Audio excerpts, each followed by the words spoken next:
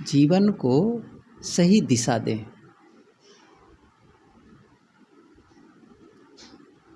अभी एक बहुत बड़ा प्रश्न तो यही है कि सही दिशा किसे कहते हैं उसको कहाँ तक बताएं। सही दिशा का अर्थ ही क्या है ये तो पता ही नहीं है। किसको सही दिशा कहेंगे आप?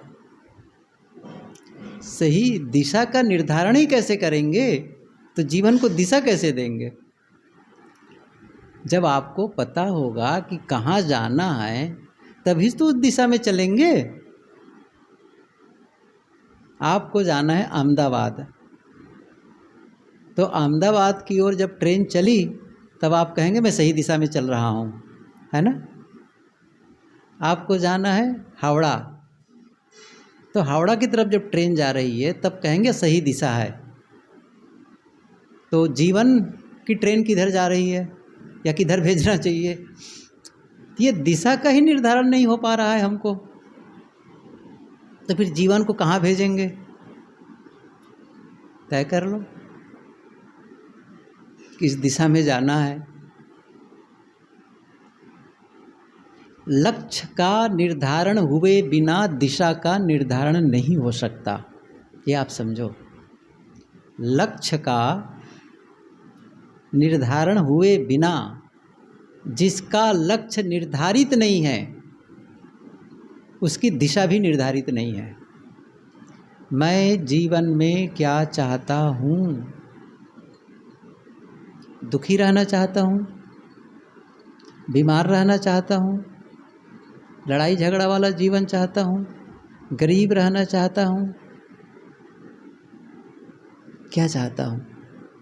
या फिर स्वस्थ रहना चाहता हूँ, प्रसन्न रहना चाहता हूँ? क्या चाहते हैं जीवन में?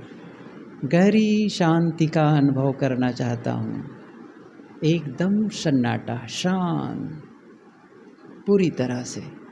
जब अकेले बैठूं शांत, द्वंद्व रहित, कोई कंप्लेन नहीं, कोई शिकायत नहीं, जैसे भीतर बैठे बस, कोई याद नहीं। ऐसा चाहते हैं? तय करो, या फिर आने दो, जो आए, मचले तो द्वंद्व। क्या लगता है? चाहते तो हैं सही। मैंने क्या कहा ये आप तय करें। अभी ये इस विषय पर बोलूँगा तो यही ख़त्म हो जाएगा, इसको नहीं बताऊँगा। बस आप समझें कि क्या चाहते हैं। मेरा कहने का मतलब है जो भी आप जीवन में अचीवमेंट करना चाहते हैं या जो भी अपने जीवन की सफलता का निर्धारण किया है कि यह हो जाने पर मेरा जीवन सफल है। सफल जीवन किसे कहते हैं? लिख लो एक कागज़ में, अपना घर में जा कर के लिख लेना, सफल जीवन किसे कहते हैं। या फिर मैं कब मानूं कि मैं सफल हूं, मैं कब मानूं कि मैं सफल हूं, मेरा जीवन सफल हो गया। अच्छा ये चीज़ें पा जाऊंगा तो सफल हो जाऊं। जोशुआ लिबनेन एक बहुत बड़े विचारक हुए, अच्छे लेखक, उन्होंने अपनी एक पुस्तक लिखी, आत्मकथा। उन्होंने क्या लिखा है कि मैं जब पढ़ लिख लिया, तैयार हो गया पूरी तरह से और पैसा भी कमाने लग गया, तो मैंने एक सूची बनाई, ये चीज़ें मेरे जीवन में आ जाएं तो मैं सफल हो जाऊंगा, और एक फेहरिस्त तैयार की। फिर मेरे मन में हुआ कि जो मैंने सूची तैयार की है, क्या इसमें जोड़ना है या घटाना है, सही है नहीं है, इसका चेक तो हो जाए। तो पास में कोई एक बुजुर्ग और बड़े समझदार और बुद्धिमान रहे, तो उनके पास जाकर कहे कि बाबा जी, मैंने जीवन में सफलता के लिए ये सूची बनाई है कि ये चीज़ें मेरे जीवन में हो जाएं तो मैं सफल हो जाऊंगा। आप ज़रा देख लीजिए इन सूचियों में कोई चीज़ की कमी है क्या है। तो वो कागज़ में जो लिखा था उसको पढ़ने लगा। पढ़ते पढ़ते मुस्कुराने लगा। तो वो इंसान ने क्या कहा, क्या कोई कमी है क्या जिसमें आप मुस्कुरा रहे हैं देख करके? बताइए, उसको और लिख देता हूँ उसमें। उन्होंने कहा, बेटा तुमने बड़ी मेहनत की है सूची बनाने में, लेकिन एक चीज छूट गई है, इसमें रह गई है, और उसके बिना सब व्यर्थ है, सब व्यर्थ है। उसने कहा, कौन सी चीज? फिर उसने क्या किया, कलम लिया और जो सूची थी ना उसमें पूरी तरह से काट दिया, क्रॉस किया, और सबसे नीचे एक छोटा सा वाक्य लिख दिया, पीस ऑफ माइंड, मन की शांति, मन की शांति। कोई भी हो, चाहे वो बड़े से बड़ा राजनेता हो, बड़े से बड़ा धनपति हो, बड़ा चिकित्सक, बड़ा लायर हो, बड़ा उद्योगपति हो, बहुत बड़ा मठ का महंत हो, शांति नहीं चाहिए? चाहिए, गहरी शांति। सब व्यर्थ है, जो उपलब्धि है सब व्यर्थ है। इसका मतलब नहीं कि इन उपलब्धियों का महत्व नहीं है, लेकिन क्यों क्यों चाहते हैं, क्यों चाहते हैं ये सब चीज़ें? ये भवन क्यों? यहाँ रह करके मैं सुख से रहूं। भोजन क्यों? ताकि मैं साधना कर सकूं, सुख की शांति की साधना कर सकूं, इसके लिए है। कोई भी काम किस लिए? सोचो इसके लिए, क्यों कमा रहे हो? गुरुदेव जी पूछा करते थे, क्यों कमाते हो? खाने के लिए। क्यों खाते हो? जीने के लिए। क्यों जीते हो? क्यों जीते हो? ये अहम प्रश्न है, क्यों जीते हो? तो बात ये थी, थोड़ा कम में बताऊं मैं इस चीज़ को, दिशा का निर्धारण। तो अब जब दिशा का निर्धारण हो जाए, मान लो हम ये मान करके चलते हैं कि हम सभी गहरी शांति का अनुभव करना चाहते हैं। एक संत का प्रवचन में सुन रहा था, नागपुर में गया था, तो कई साल पहले की बात है। उन्होंने कहा कि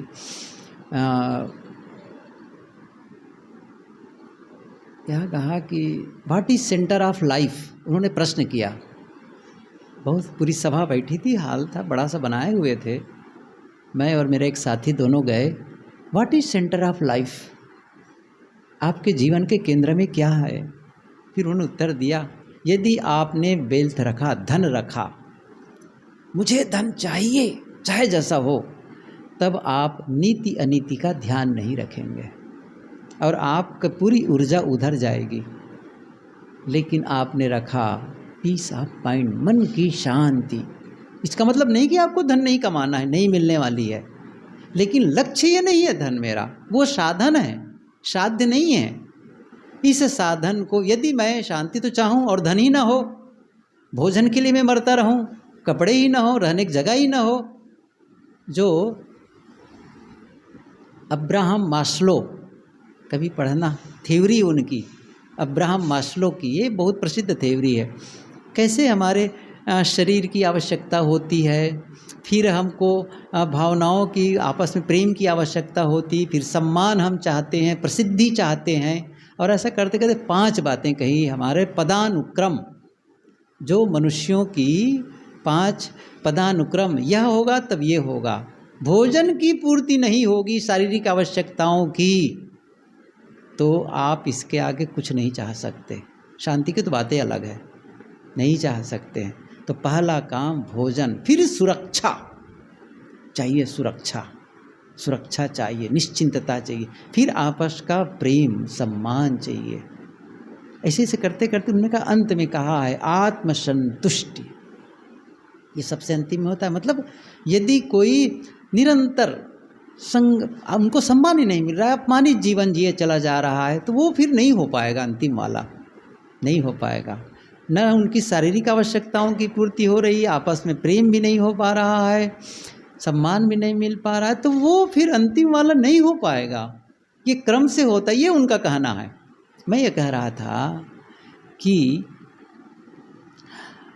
शांति चाहिए, इसका मतलब भोजन नहीं चाहिए, ये नहीं कहा जा रहा है। परिश्रम करो, लेकिन क्यों? भोजन करूँगा शांति की साधना के लिए। बस मुझे परिवार के साथ रहना है, क्योंकि इनका सहयोग मिलता है, मुझे सहयोग मिलता है, इसलिए चाहिए। लेकिन परिवार में कलह हो तो नहीं बनेगा फिर। तो परिवार कैसे होना चाहिए? आपस का संबंध भी प्रेमपूर्ण होना चाहिए। ये किसकी जिम्मेदारी है? आपकी जिम्मेदारी है। आपकी जिम्मेदारी केवल धन कमाना नहीं है, परिवार के लोगों को खुश भी रखना है। बच्चों को पूछो खुश हो ना, लेकिन बच्चे से क्या पूछते हैं? कितने नंबर पाए, परसेंटेज कितना है, बस इतना ही पूछते हैं। खुश हो कि नहीं हो ये पूछो। स्कूल जाके खुश हो कि नहीं हो?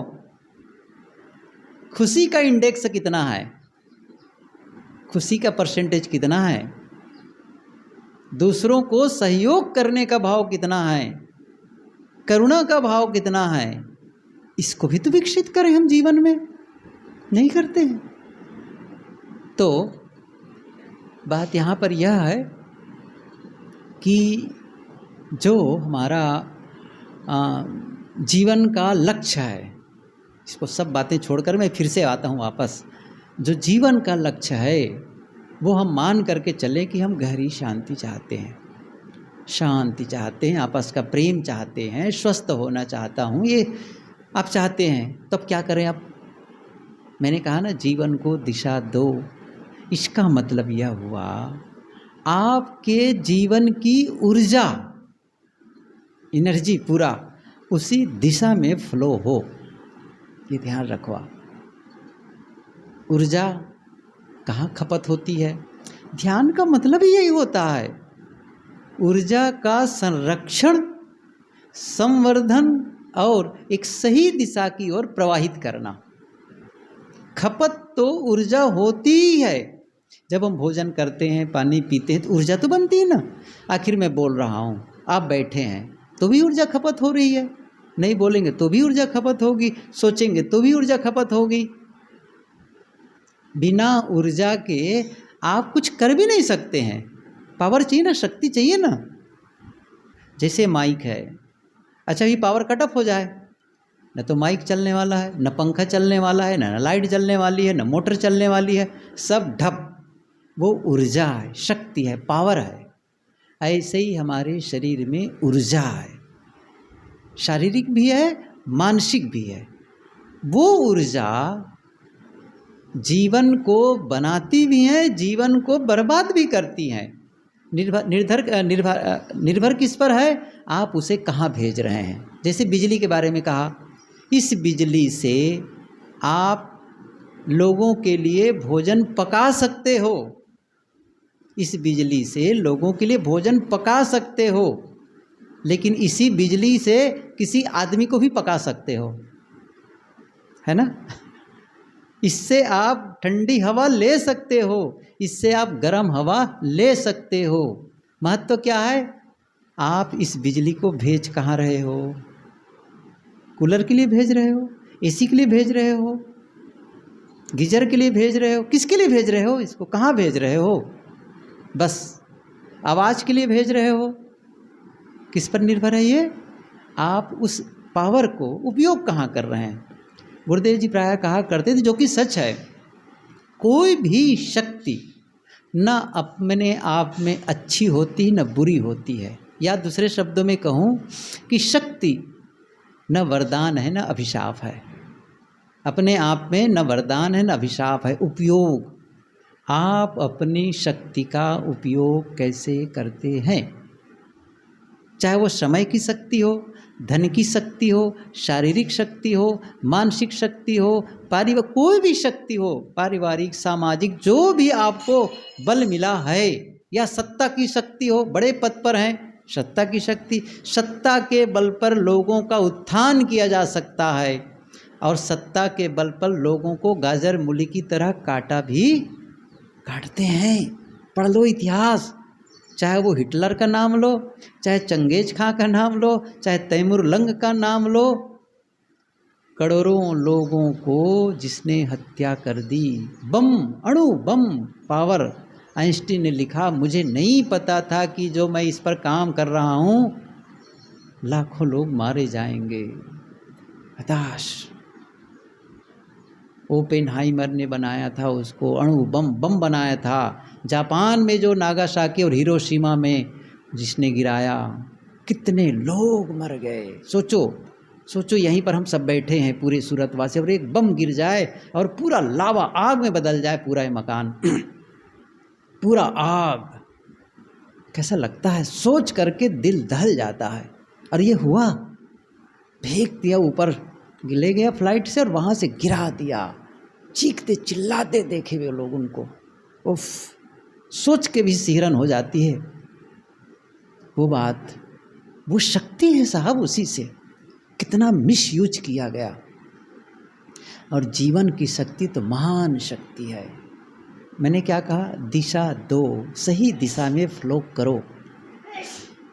तो सबसे पहले क्या होता है, कैसे, पहली बात ये बताऊं कैसे खपत होती है और किस ढंग से मिसयूज होता है। विचारों के माध्यम से, शब्दों के माध्यम से भी होता है, लेकिन यहाँ तो मुझे बात करनी विचारों के माध्यम, क्योंकि यही शुरुआत होती है। क्योंकि शब्द आप बाद में बोलते हैं, शब्द सेकेंडरी है, प्राइमरी है आपका विचार, मन, वो सेकेंडरी है। एक्शन सेकेंडरी है, बाद का है। जैसे मुझे यहाँ से बाहर जाना हो बिल्कुल सड़क तरफ, तो पहला दरवाज़ा मुझे ये हाल पार करना है, ये प्राइमरी है।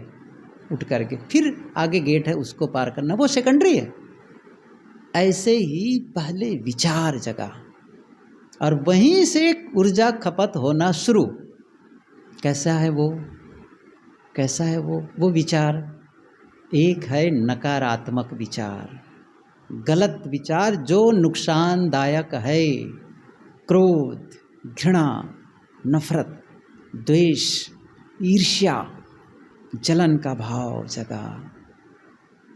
ये क्या है? नकारात्मक। और अंदर अंदर ऐसा नहीं कि सामने, अच्छा जिसके लिए आप अंदर अंदर क्रोध कर रहे हैं एक जगह बैठ करके, क्या जरूरी कि उस आदमी को पता है कि मेरे लिए वो जल रहा है?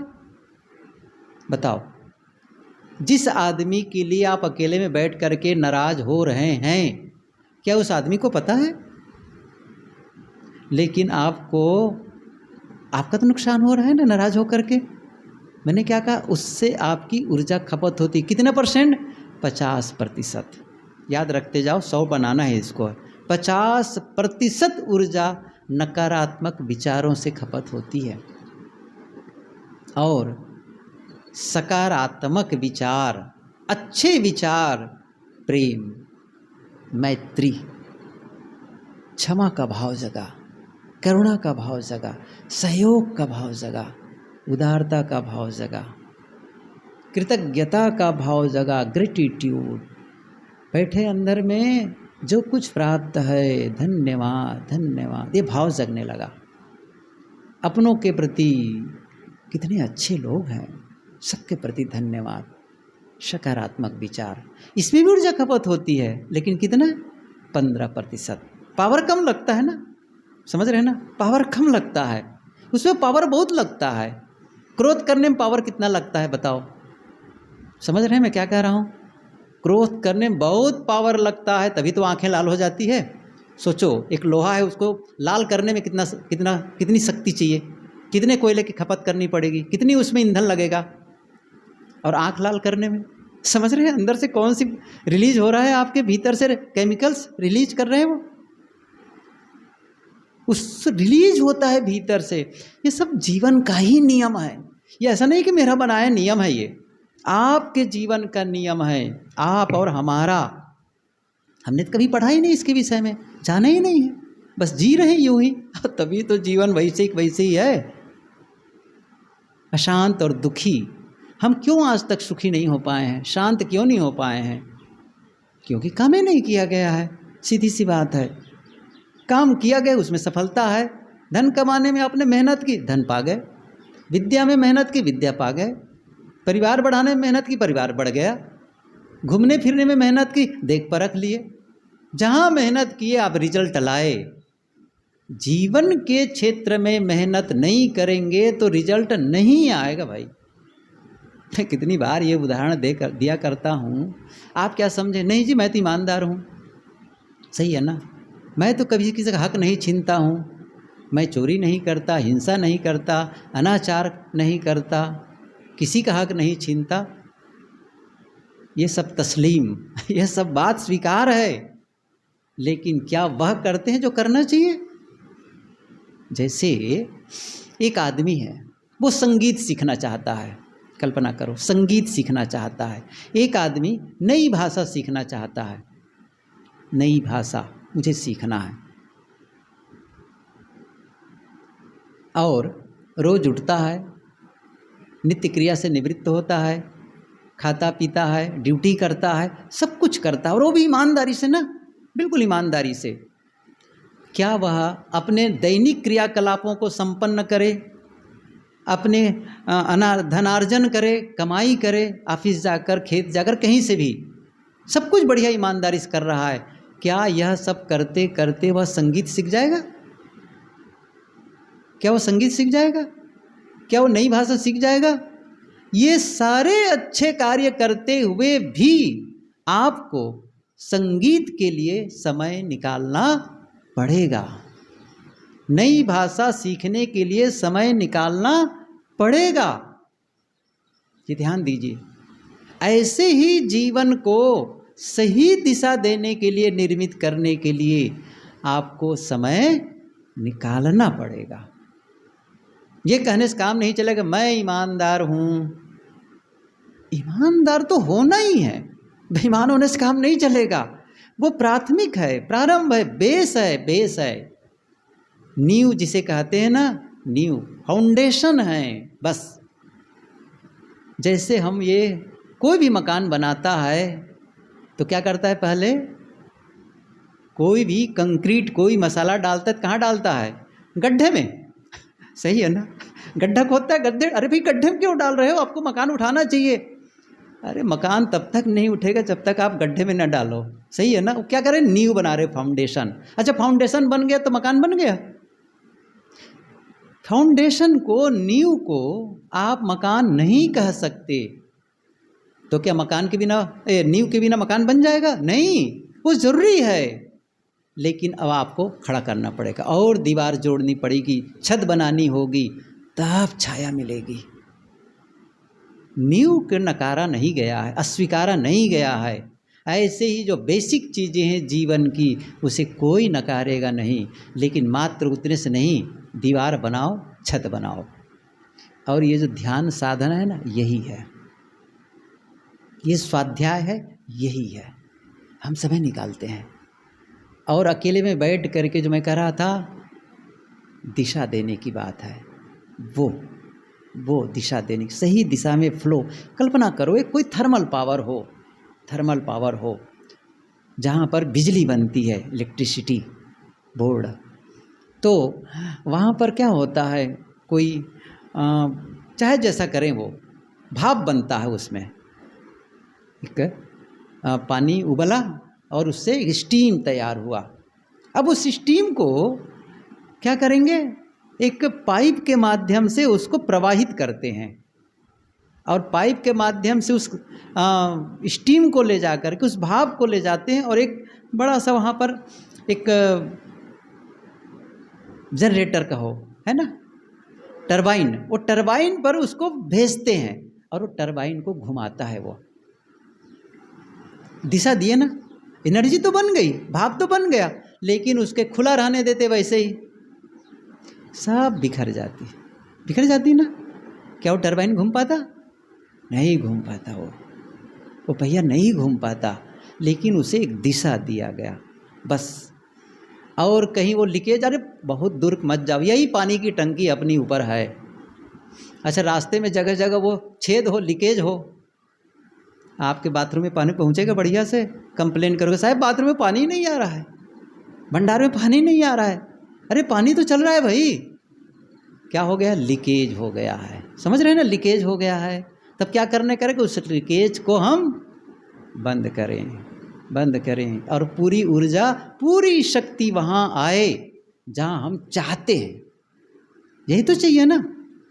तो मैंने कहा कि नकारात्मक विचारों से 50% ऊर्जा खपत होती है, सकारात्मक से भी खत्म होती है 15%। मैंने कहा ना उसमें बहुत कम लगती। बस व्यर्थ के विचार भी होते हैं, वेस्टेज विचार, व्यर्थ की बातें। अच्छा, व्यर्थ का मतलब मैंने नकारात्मक के बारे में बता ही दिया।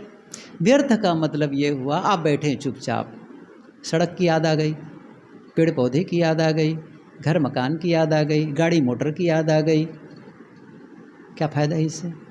बताओ। ठीक है, नुकसान नहीं हो रहा है उतना, क्रोध सरीखे नहीं है, नफरत सरीखे नहीं है, व्यर्थ के है कि नहीं है? ये कौन सा जीवन निर्माण हो रहा है ये? इससे उससे भी खपत होता है। कितने परसेंट? 20%। 20%। कोई रिसर्च हुआ, उसके आधार पर बताता हूँ। और आवश्यक विचार, नेसेसरी, जो हमारे लिए आवश्यक है, जैसे बाजार जाना है, अमुक अमुक सामान लेना है, विचार आ रहा है। बच्चों के लिए टिफिन बनाना है, विचार आ रहा है, आवश्यक विचार है। बच्चों के लिए ये करना है, घर के लिए, ये आवश्यक विचार हैं जो सचमुच करना है, सचमुच करना है, उसमें भी जाते हैं, उसमें भी केवल 15। तो आवश्यक विचार और सकारात्मक विचार में 15-15, 30। नकारात्मक और उसमें व्यर्थ के विचार में 50 और 20, 70। 100% ऊर्जा ऐसे ही खत्म होती है। अब हमें क्या करना है? जो नकारात्मक है उसको कम, सकारात्मक को बढ़ाना, व्यर्थ को कम, कम। अब खत्म तो एकदम से नहीं होने वाला है, लेकिन कम तो कर सकते हैं। जो काम की चीज़ें उसमें डालो। ये दिशा देने की बात मैंने कही, अपनी ऊर्जा को सही दिशा दें, सही दिशा दें। अभी तो मैंने केवल इतनी ही बातें हुई है कि कहाँ खपत होती, कैसे होती है। तो ध्यान का मतलब है उस ऊर्जा जो खपत हो रही उसको बचाओ और सही दिशा की ओर प्रवाहित करो, सही दिशा की ओर, जीवन को सही दिशा दो।